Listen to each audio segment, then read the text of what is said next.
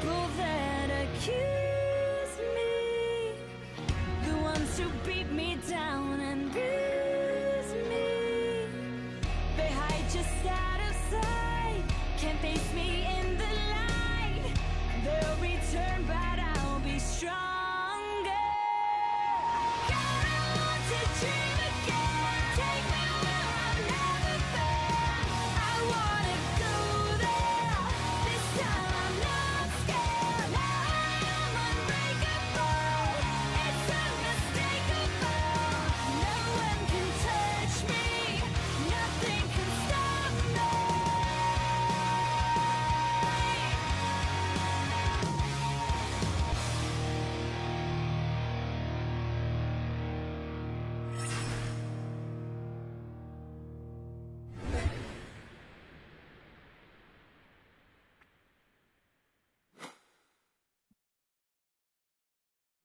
Good afternoon, everyone, and we welcome you back to the country's most prestigious League of Legends tournament, the Bacchus Pro Gaming Series Summer Split 2017. I'm Vulcan, and with me is Arctic. We'll be your casters for Match 1.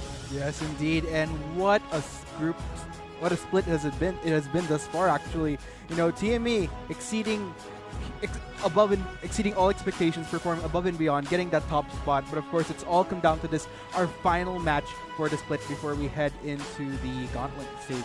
The Gauntlet stage, which is the playoffs, but onto the schedule to see what is our last match of the group stage, would be very memorable. It'll be AEX versus TNC. Of course, AEX have secured their 4th seed. No matter even though TNC sweeps this, the max scores they can get is just 8.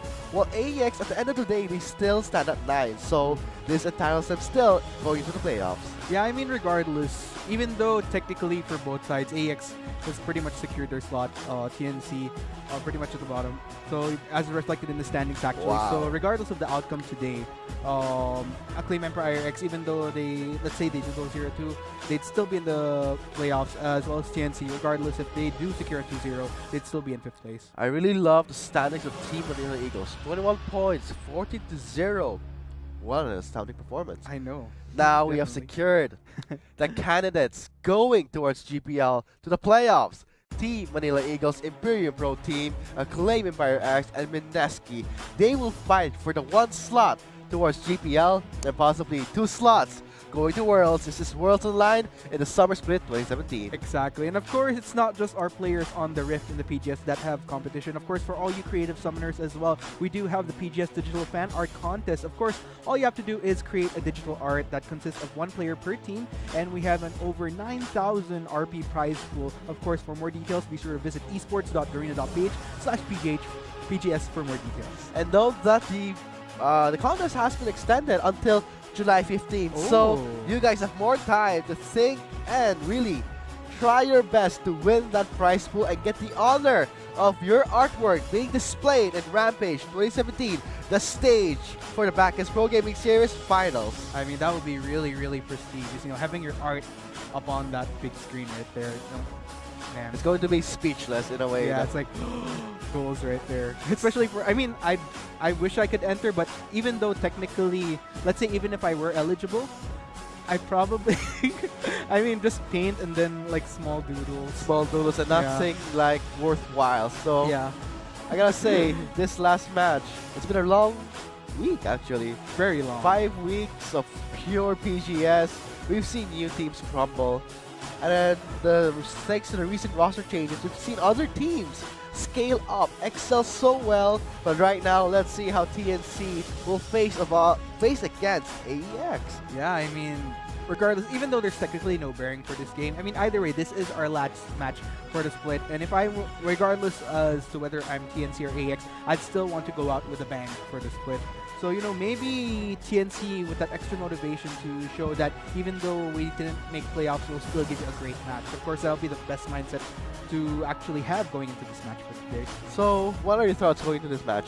AEX, the ex-champions of the Rampage 2016 against TNC, who really performed so well entering the Spring Split 2017, but they fell again to the 5th place. It's the same scenario again in the Summer Split. Yeah, I mean, it just goes to show how there are so many other factors that happen outside of the Rift, with player coordination practices. Those are some subtle things that could potentially set a team back, and that might have actually been one of the reasons TNC might have fallen. I mean, they performed absolutely great. If anything, I actually pegged them as potentially one of the playoffs teams, but for some reason, they really crumbled going into the later parts of the split. So Yeah, they really had some fumbles going into the. They always go for a 1-1, not a clean sweep. If TNC actually had some clean sweeps, this would have been more of a high stakes match for them. But it's now on more on pride. I have what it takes to take down AEX, the ex-champions of Rampage 2016. yeah, especially with AEX, another story here, another team that has went through. I mean, these are actually two of the teams which have had some significant roster changes, in my opinion. Like for AEX, we did mention how Calculated was replaced by Awaken, and Awaken did prove himself by going up against Calculated during that Infused game. And for TNC as well, High replacing Raze, Haze as well replacing, can't quite remember, Burt. Oh wait, no, not Burst. Match, there we go. Oh, Match. So a lot of different changes here. So regardless, I'm proud of both teams. They really performed this split, and either way, whoever wins today, I'm just really looking forward to the matches overall. Let's see how the matches will play off, though. I mean, I've seen how AEX played, especially Weekend, really stepping up, feeling in the big shoes that the Calculator has left for him. I mean, and I think he's doing a pretty good job. Oh, definitely. If anything, these roster changes that AEX had, they've been performing more to the meta as opposed to previous splits wherein they'd exhibit some very interesting picks. So I feel like the roster changes really got them onto that track as opposed to the crazy compositions that we'd see them use when they had Endless and Calculated, because both of these two players, Endless and Calculated, they're very flexible with their champions and what they could use on the rep. But so far, as we have seen AEX, they're not really as creative or cheese as the other casters would put it as of the split, but still with much effect. Even it just goes to show that they could play to the meta. Yes, and I kind of miss the moments where AEX actually have this off-meta pick because Calculator is known for that, but now they are entering this Summer Split 2017 as the 4th seed. They will have to scale up if they wish to have a rematch against TME, especially for Mineski and IBT. All same goes for them. They want to take that first spot and going towards GPL. Yeah, that's actually a huge climb that they have to do. But, I mean, if I'm not mistaken, during the time that they won as champions, that was the same stint that they pulled off from the bottom all the way, climb to Rampage 2016 and win. So maybe we'll see the same feat from them. But looks like we'll be heading into the pick and ban phase, the drafting phase for Game 1 of our first match of the day. AEX on the blue side against TNC on the red side. So we're seeing already AEX prioritizing that Zac. Man, oh man, Zac has been quite the contender, and there haven't really been any changes in out of the 7.12 patch, so still very, very strong. Not surprised at all that AEX did decide to go for that Zac pick right there. And of course, very interesting enough, because of those heavy nerfs on Tagalio, he's not really as the heavy pick and ban we have seen of him during the previous patch, so it's actually quite refreshing to see that we're seeing a Zac again. We notice how Zacs, they tend to get picked off when the enemy team knows how to counter it. There would be a Thresh or a Janna, or it just slipped. And I think in this case, TNC, they're more than capable of handling a Zac. We did see Tamsu perform really well in jungle. His playstyle really complements maybe Zac's kit, so TNC will have to watch out. Yeah, and I was just talking about the Galio earlier, and it looks like TNC will be picking the Galio. I mean, he's still viable, it's just that he's not as OP as he was. With the Winds of War nerf, there's actually quite a number of things that have kind of degraded his kit a bit, but still, it doesn't necessarily set him to where he's not really usable anymore. He's still very much usable in my opinion. It's just that there's still a few more factors wherein he doesn't really dish out the same damage as he did before. But still, we'll just have to see how this eventually works out for TNC's drafter here. And now on AEX's second picking phase, they have got a Zed and a Lulu for a last pick. Interesting, because normally we see Lulu as a priority pick, and we've seen Murmu on that Caitlyn. Let's see how Endless Ace will fare against that on Illusion, and now a hover on Victor for Haze. Wait. Who is going to be the support? Who do you think is going to be? I mean, the LeBlanc. Where is that going to be a support LeBlanc though? Well, oh boy. There you go. Ooh. And with the smite, so very interesting. I love it. TNC's draft. I wonder if that's really sure because a LeBlanc with a smite? I think I do kind of see where they're going with this. If I'm not mistaken, if they go a Smite LeBlanc, aside from the utility they might get from the actual Smite, depending what jungle item path that LeBlanc goes, not to mention the fact that you could actually potentially go for an early buff steal. Yes. You know, just kind of to start in and out. So I don't know though. We'll just have to see. Again, it's interesting because with Endless Ace on the TNC roster, it's as though we've been mentioning how AEX, they didn't really have the same cheese that they did, but for some reason when it came to TNC, some of the cheese that Endless Ace probably picked up from AEX is suddenly transitioning into basically teaching TNC. Basically making TNC feel the cheese and also Yeah. make them try it out. So, interesting match. LeBlanc on a Smite, bot lane support. How will it turn out? I'm pretty curious to see that. Yeah, and there we go. We have the Yes, matchups. it would be the final lockdown. It is assured that that is a LeBlanc going to the bot lane. I'm absolutely flabbergasted at this point. I mean, I'm all for interesting picks here. And technically, with this game that we have, like we mentioned, there's no bearing as to who makes, whether this changes things as to TNC potentially making it to the playoffs and Acclaim Empire X losing out on their spot. So I guess this is the time to kind of be creative. You know, whatever you wanted to pull off during the entire split but couldn't just yet, you know, there you go. Support LeBlanc. Let your creativity run wild. So right now, TNC, I'm really excited to see how that LeBlanc will perform in the bot lane with a Smite against Murmu. And a Caitlyn against Vanguard with a Lulu. So here are the final rundowns of both teams. AEX is on the blue side. TNC Pro Team is on the red side. It's actually very dangerous now that I think about it. Sure, if they're gonna go for a more damage-oriented LeBlanc for Orthros, then it might actually be tricky because you couldn't necessarily damage Mirmo out of lane because of the utility coming from the Lulu. At the same time, if ever the LeBlanc does go in and that Whimsy is up for Vanguard, then that might actually be tricky because one polymorph could actually spell much more trouble for the LeBlanc than the LeBlanc actually spelling trouble for the Caitlyn. Who are you banging on this one, RJ? Man, I mean, I'm pretty excited to see how TNC is going to perform because LeBlanc with a Smite is something that we haven't seen at all.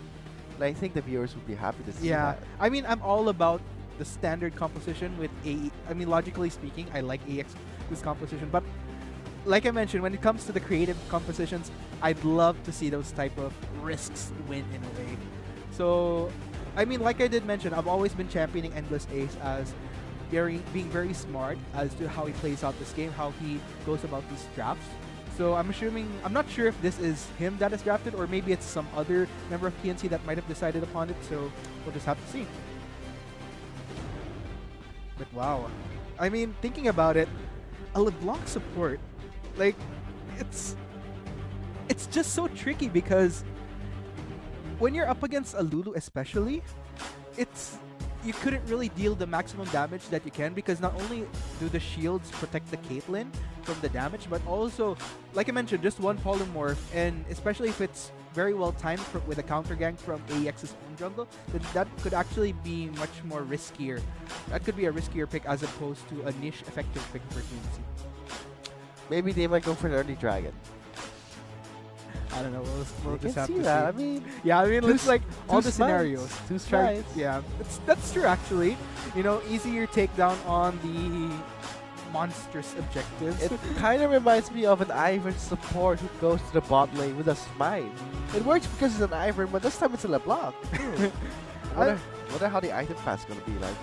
Yeah, exactly. Item path is actually one of the biggest questions on my mind right now. But yeah, that's actually a good point that you brought up though. I mean, the smites, it does make it easier. Let's say if the jungler for TNC first starts off at the bottom side, then definitely makes a faster clear. And as well as an earlier dragon should they decide to go for it. And trying to recall, that is a Lee Sin jungle. So, I mean, there's just so many. I'm just Scenarios. perplexed, to be honest. Yeah, there's so many scenarios that play out in my mind. But of course, at the end of the day, it all comes down to how TNC plays this out against AEX. Because AEX is running a fairly standard composition. As opposed to, well, technically, with TNC as well. It's very standard except the support. Except the support. So everything calls out. I mean, normally you would see those picks, but Gonna say, we did see Lando on the top Lucian once. That's So true. That's true. this could be one of those moments where we see TNC being a bit more creative. Yeah, very creative. I mean, I'm all about the creative. I love these risks, to be honest. And this is, well, technically this isn't really a heavy risk since, like we mentioned, this match doesn't have the highest bearing as it should. But like I mentioned, at the end of the day, even though it is the last match, regardless of there's bearing or not, you want to play it, you want to give your all. So maybe I'm just baffled, to be honest. I'm trying to rationalize this as much as I can, but the LeBlanc support against a Lulu especially, it's gonna be tricky in a way. I don't think he can all in. Orthodox will have this worked out. Definitely. So at the end of the day, we'll just have to again. Of course, what about you, Summoners? What do you guys think about this LeBlanc pick? And for both sides, given the composition, AEX win or TNC win, let us know whether you're watching from Facebook or YouTube, as we are live at both websites. And maybe you guys are rooting for the LeBlanc to see how it works out, and you yourself will try it out. I'm pretty excited to see it on the Rift. Yeah, I mean, it's not every day you see LeBlanc on, well, probably on mid, but these days technically don't really see as much LeBlanc. On the bot lane with a smite. Let alone And this is TNC we're talking about. This is the PGS, so this is going to be more of a better ground to test it. Yeah, I mean, Endless Ace definitely has a bit of the AEX bug still going. Alright, so guys, before we head out to the Rift, let's see how the LeBlanc support will turn out with the smite. Now let's go on to the Rift.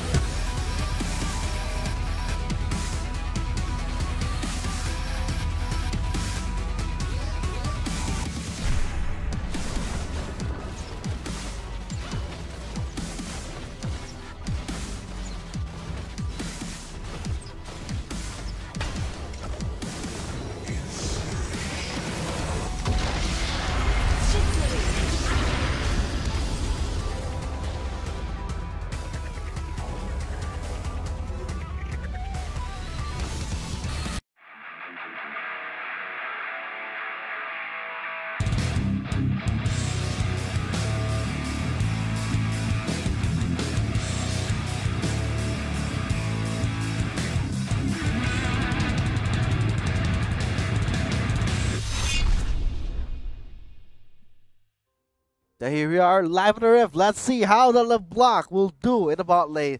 Right now, this is the first match, game 1.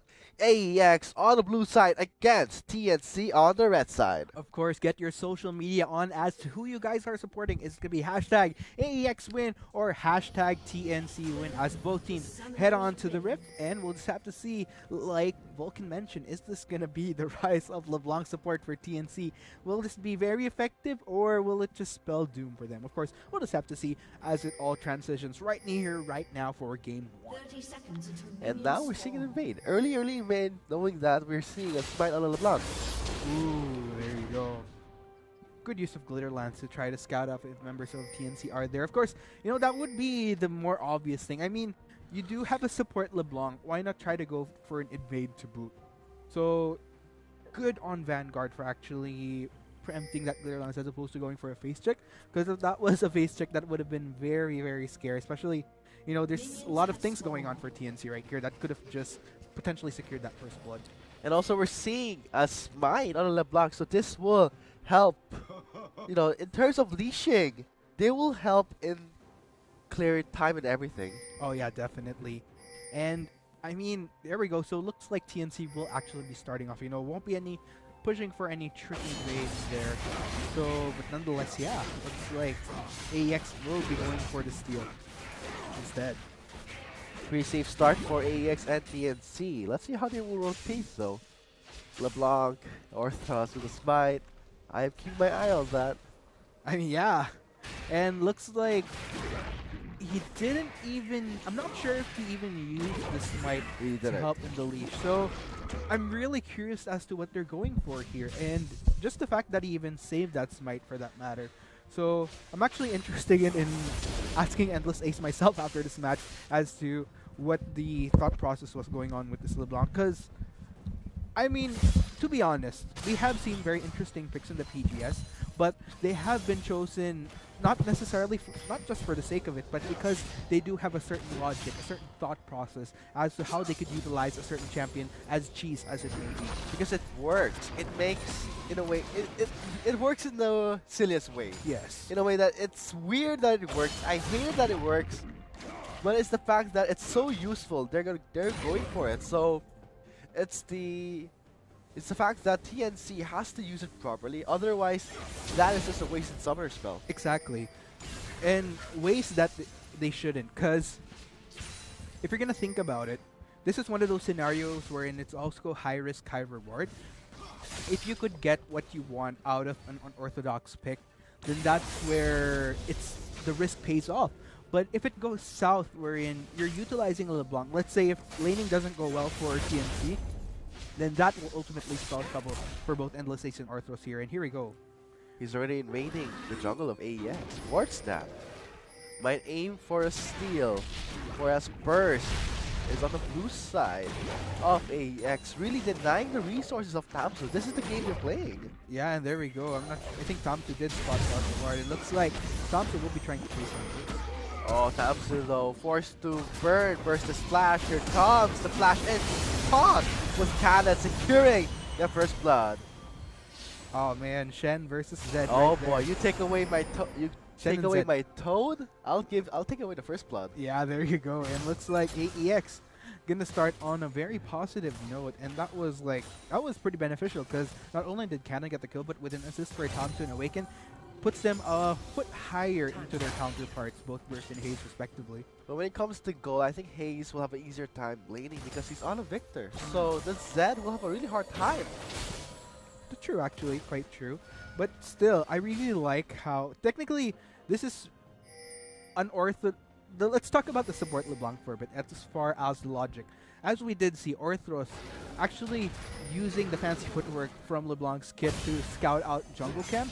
It's just that, sure, it's creative in a sense, but it's somewhat expected. Because if you're the type of person, if you're AEX especially, who is known for using creative compositions, they would... Oh, that's gonna goes in the flash in. Polymorph Burst still focusing on the Murmur. Murmur flashes away. Burst is taking lots of damage.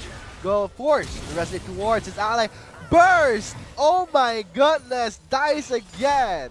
Oh man, not exactly the best start for TNC's jungle right here. And if you're gonna think about it, Burst is kind of one of the people that TNC relies on to really get things going for the team early on. That being said, with Burst set back, this is the opportunity once again.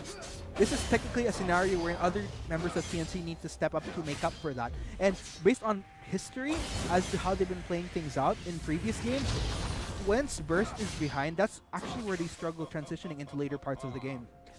It's the fact that Burst really went for these high-risk scenarios that entitle him no reward.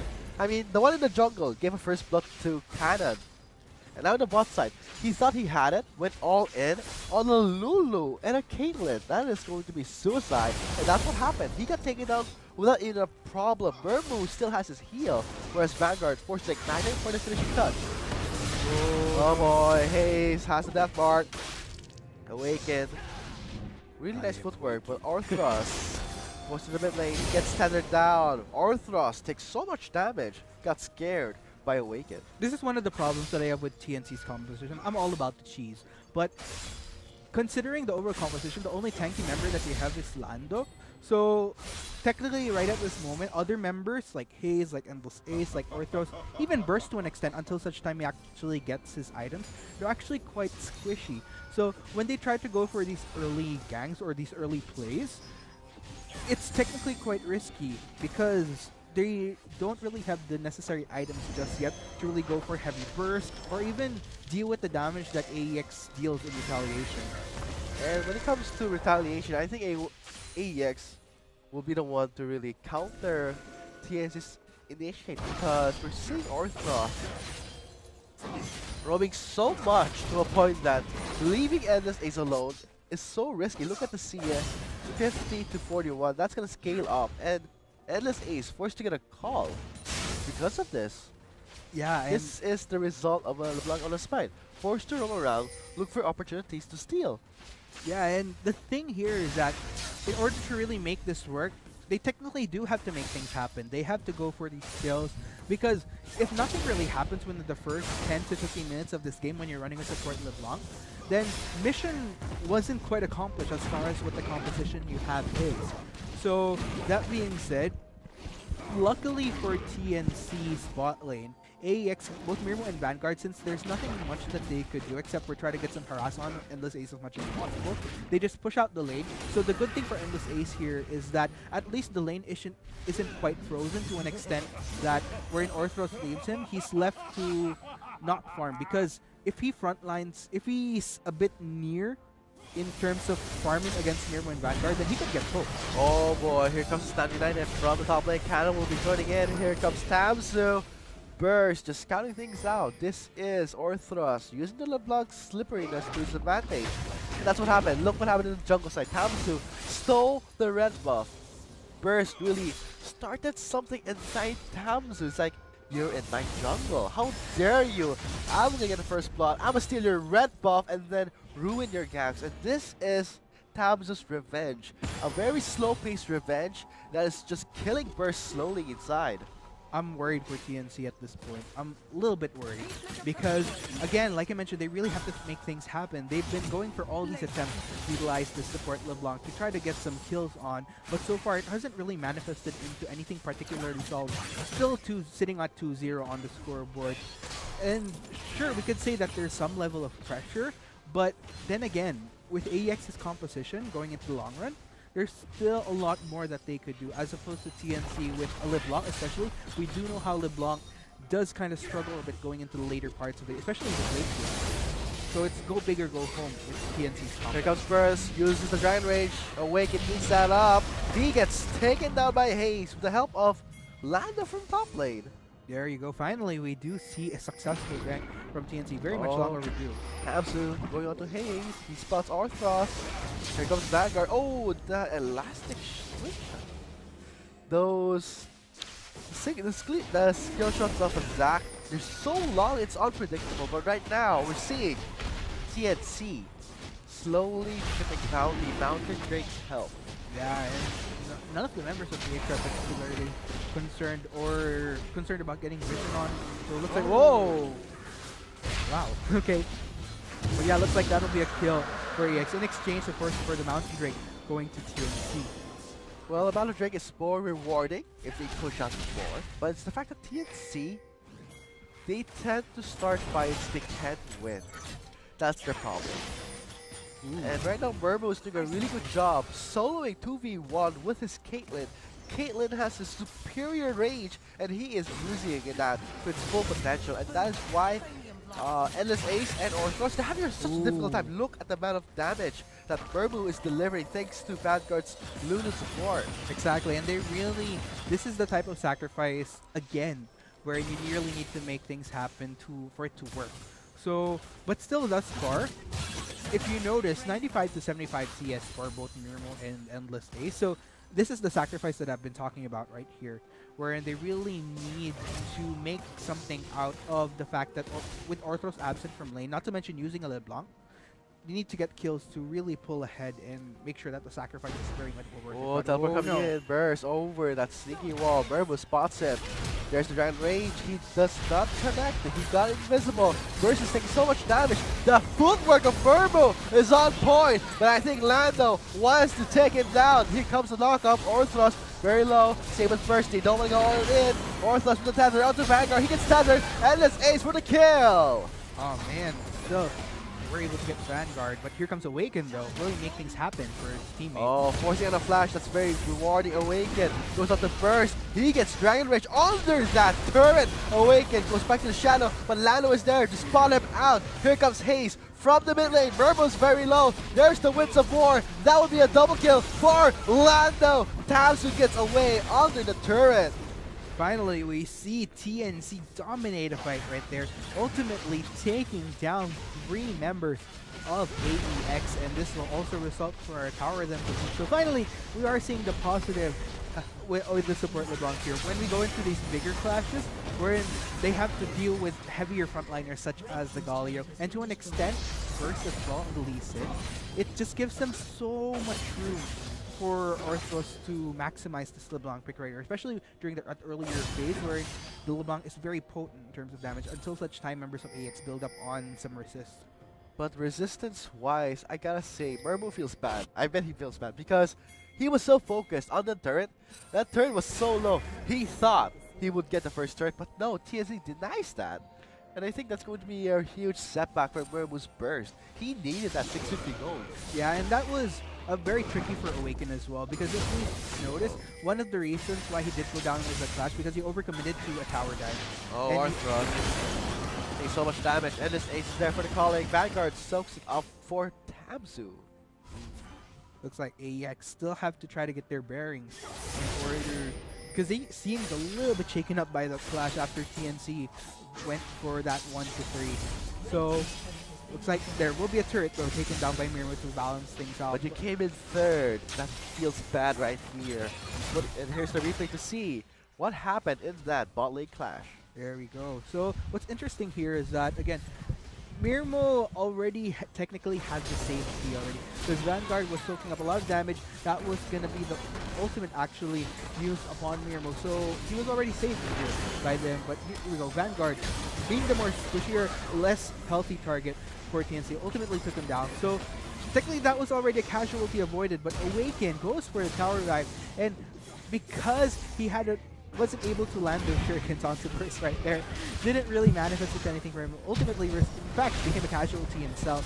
So again, this is quite tricky. It was a little bit sloppy for AEX because technically they already had a safety, and they didn't really need to suffer that many casualties as a result. I really like how Mirmo played that cadence position. Very on point. This is what you expect from someone who did reach Rank 1 Challenger in one season. But it all comes down to synergy play. Oh, Arthros just ate that trap.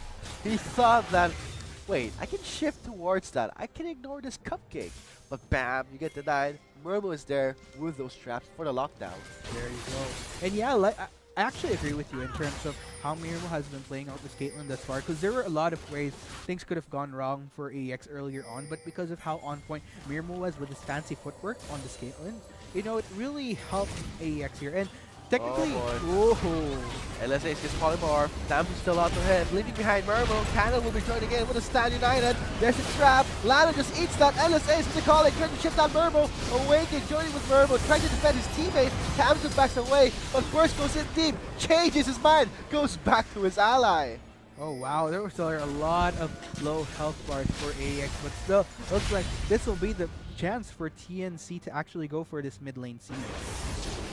Right now, Burst does not have enough defensive stats for him to go all in. I like how he changed his mind, like, nope, never mind, I changed my mind. Get me out of here. And now, TNC is playing a bit more team-oriented. I love how they're transitioning towards the mid game. I agree with you, actually, Ed.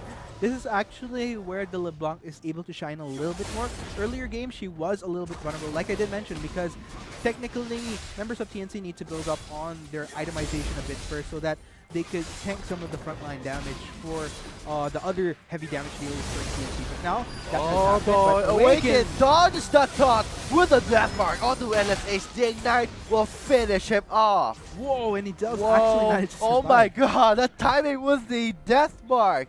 Just baited out Lando. Oh man, finally he makes up for... Oh, Mirmo, position is very bad. He gets taunted.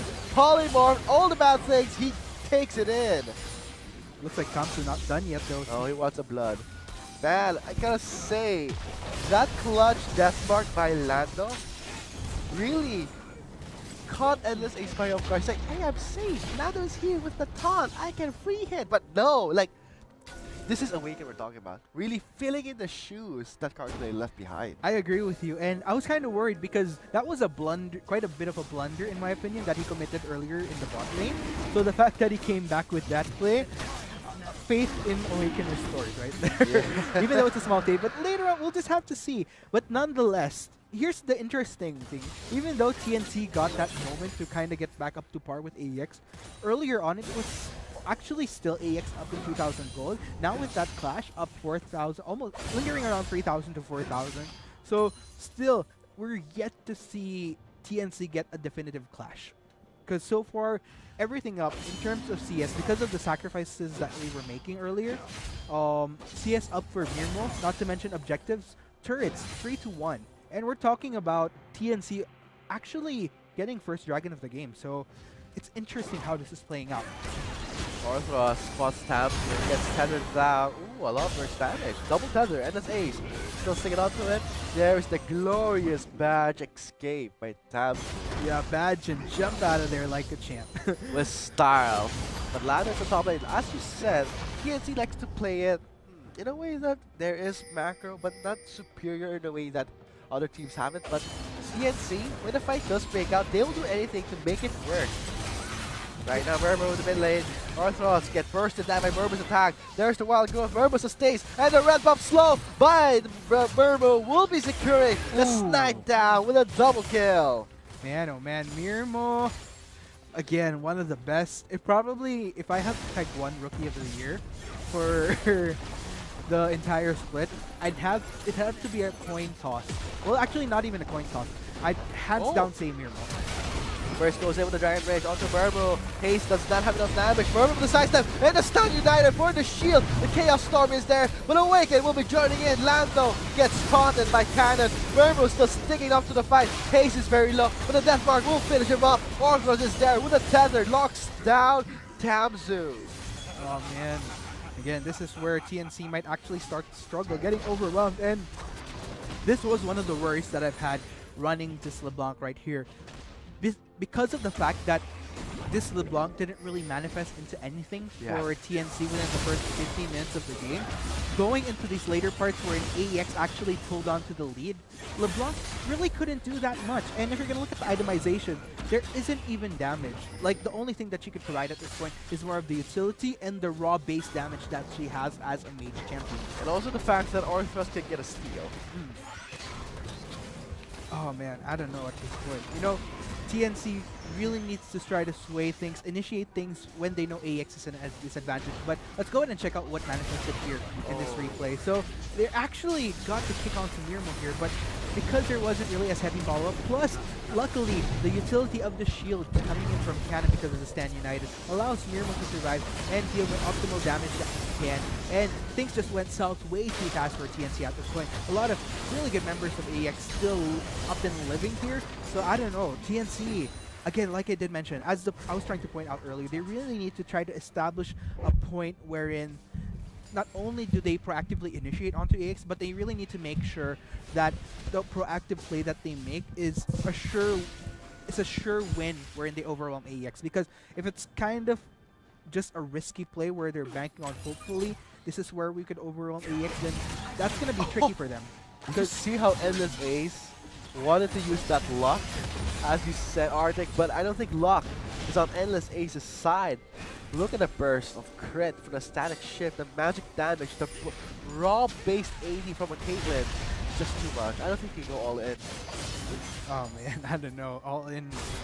I don't It's think a bad that's something. idea. Like, the funny thing here is that TNC, during around probably the 10 to 15 minute mark, they were in a position where they could actually go up to par with AEX. But because of this lead that AEX is slowly pulling up against TNC, TNC is slowly getting worn down, slowly getting overwhelmed. And technically, the rest of the members of TNC can pull off the slack. It's just that without the utility of having an extra tank in the form of what could have been the support, it's very tricky for them. Going in deep, burst resonates towards Arthros. Tamzu gets through it down, he's still under the turret, dealing so much damage, but he has the cell, the vision. Will it last? Let's see. Lando still sticking in. There's the teleport slay by Cannon. He will be there, but instead cancels it just to save Tamzu. Not a bad play right there. AEX not suffering a casualty, and as a result, you know, TNC forced into a more responsive role, trying to keep off the aggression that AEX is pulling off here across the map.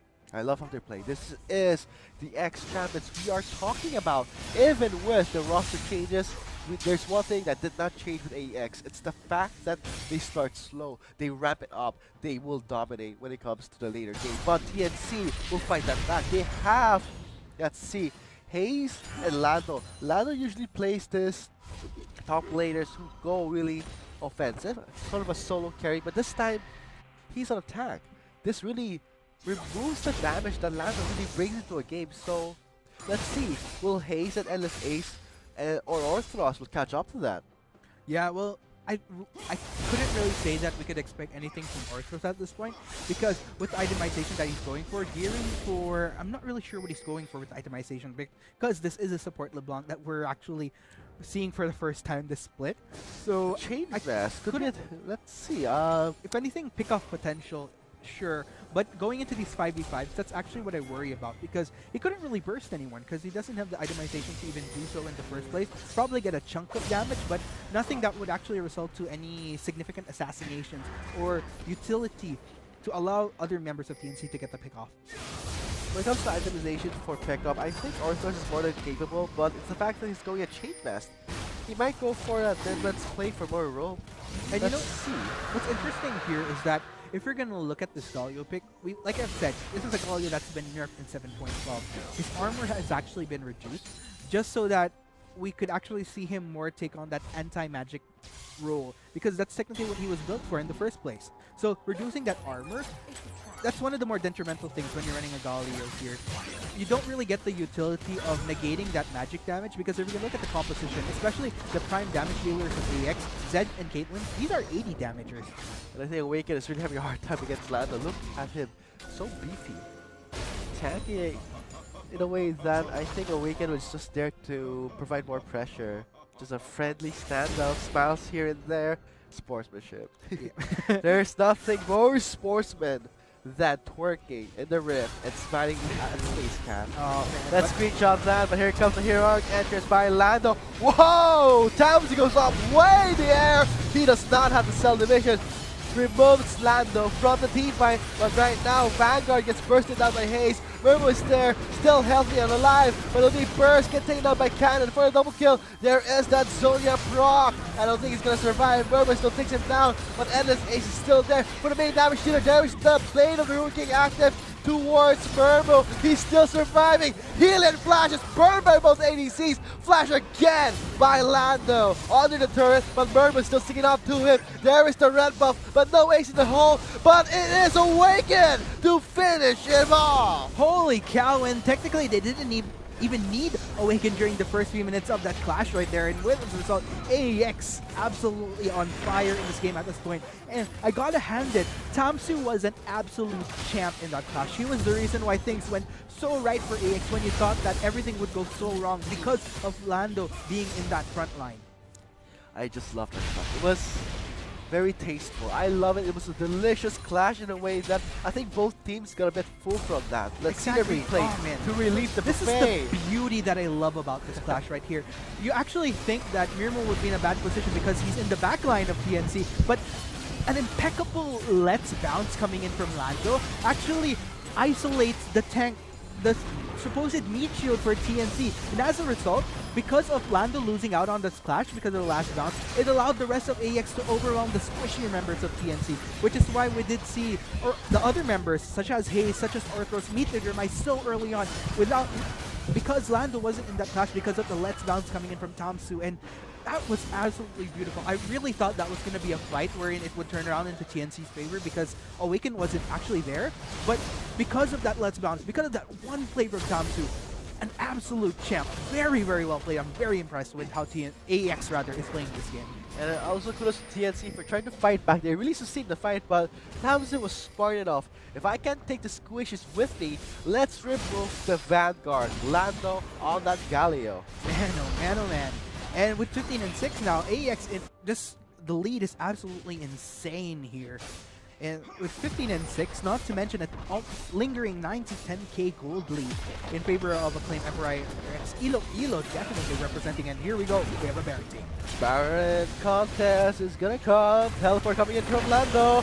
Baron is very low. Will this be the double smite we've been waiting for? I don't think so. Murmu's like, do not even try it. He just bursted him down, and that's 2 smiters of TNC taken down by Murmu. Holy Morph not getting away. That will be the triple that Murmu worked so hard for. While on the Nexus side, Cannon is there. So is Awakened. They have the Baron buff, and they seem to want to end this game. Oh man. I'm not sure. Is this going to be the game though? Actually interested. Members of TNC Vanguard actually distracted. like explode Tamsu with a subdivision bait. Case is still taking out to it, but I think, guys, this is game set. Wow, wow. Congratulations. Winning game 1, Acclaim Empire X, the champs of Iloilo.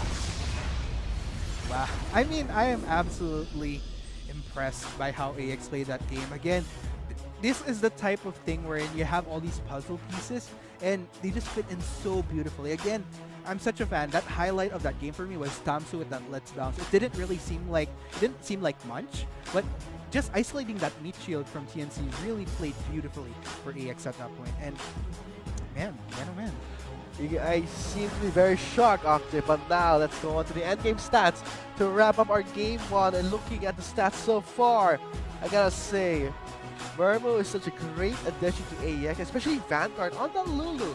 Well played so far, but for TNC, Lando tried his best with the 2-2-4 on that Galio, whereas Burst really stumbled in the early game, giving the first push to Cannon and then a kill into the bottom lane. And look at the damage coming out from Mirmo, not even close. None of the TNC members, not even close. And this is the tricky part here. I was actually expecting a lot more damage from this LeBlanc, but like I mentioned, because nothing really happened for this LeBlanc during the earlier phase, it ultimately resulted to the go big or go home, wherein TNC had to go home with the risk that they took. They needed to go home. They had to move houses for them to at least get away from AEX. But guys, there you have it. That was match 1, game 1 between TNC and AEX. With AEX really securing a very, very fun victory in the game 1. But please don't go away. We have game 2. We have the Shoutcasters for the Bacchus Pro Gaming Series Summer Split 2017. Drive your energy, and we'll be signing up. I am Vulcan, and with me is Arctic. We'll be back after a short break. First goes in with the Giant Mage onto Murmu. Ace does not have enough damage. Murmu with the sidestep and the Stun United for the shield. The Chaos Storm is there, but Awaken will be joining in. Lando gets taunted by Cannon. Murmu still sticking up to the fight. Case is very low, but the Death Guard will finish him off. Orthrug is there with a tether, locks down Tamsu. Let's screenshot that, but here comes the hero, entered by Lando. Whoa! Tamsu goes up way in the air. He does not have the cell division.